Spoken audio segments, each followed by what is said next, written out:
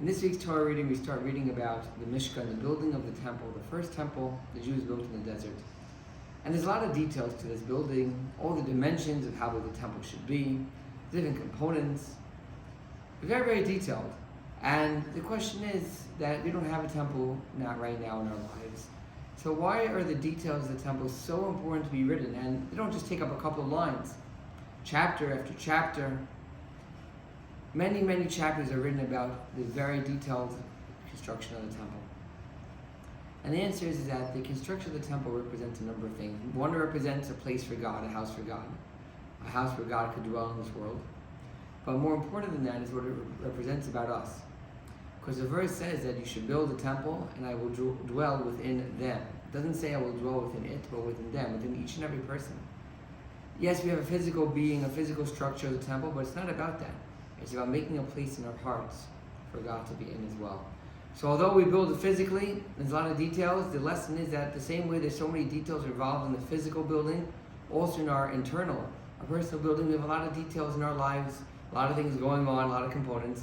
But throughout all those components, you always have to make a space for God in our lives. And if we do that, then we'll feel uplifted in our everyday comings and goings in our life.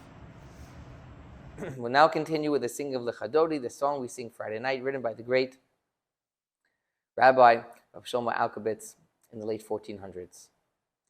Lechadodi lekras kala pnei Shabbos nekabela lechadodi lekras kala pnei Shabbos nekabela shamor v'zachor v'dibur echad Ishmiyahanu kel hamyuchad Hashem echad Ushmaho yachad L'shemo seferet v'lesila Chad odi l'kras kala Pnei Shabbos nekabela L'kras Shabbos l'chuven elcha Ki hi mekor ha-beracha meirosh mikedem nesucha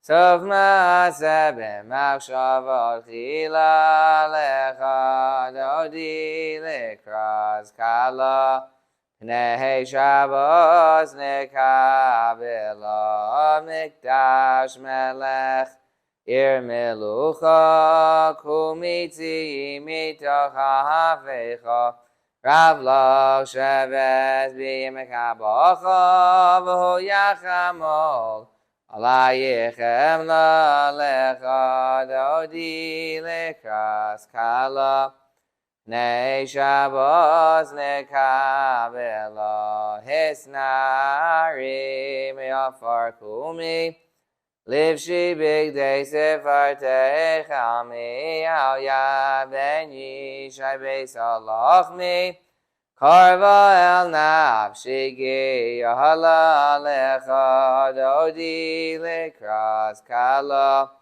Pnei Shabbos nekabela Hisahoreri Ki vahorechu miyori Uri, shir daberi, Gevod Hashem, alayich nigla. Lecha dodi lekras kala, Pnei Shabbos nekabela, V'hayu l'mshisa, shahosayich, V'rachaku kameh v'halayich, Yosis alayich elokayich, Kim sozcha sanal kala lecha dodi lekras kala. Pnei Shabbos nekabela yamin usmal tehefrotzi v'yes Hashem daritzi al yad ben yishai beis alachmi karva el nafshi giyala lecha dodi lekras kala Oneg Shabbat nekavel avi b'shalom. Atares ba'ala gamberino v'tzahala. Tochem uneyam segula ba'vikala lecha dodi lekras kala. Oneg Shabbat nekavela.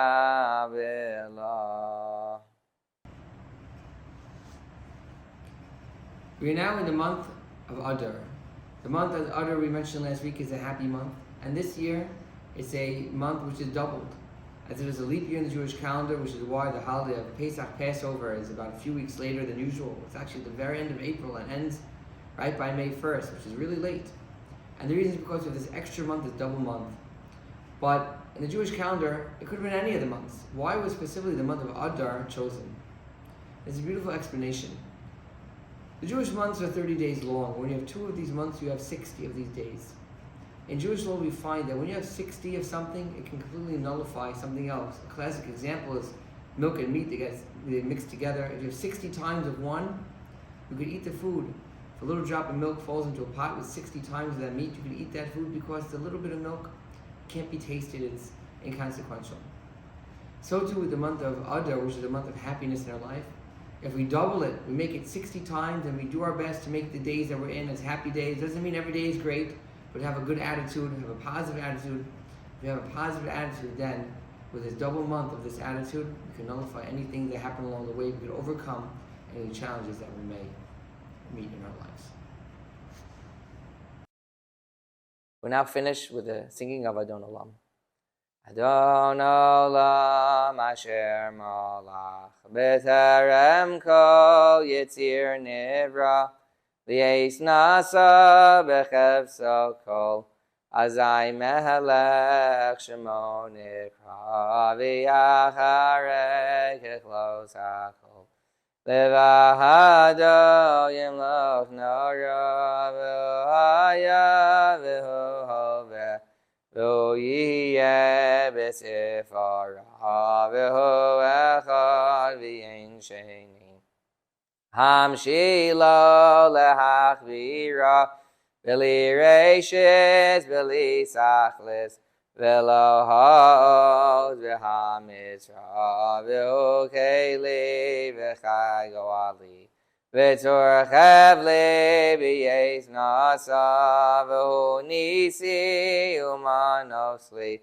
Minas Kosi B'yom Ekra B'yahado Avkid Ruchi V'yeis Ishan V'yahira V'yem Ruchi Gev'yasi Ado Shem Li V'lo V'ira. Have a happy and healthy week, a great weekend, a great Shabbat. We'll see everybody next week.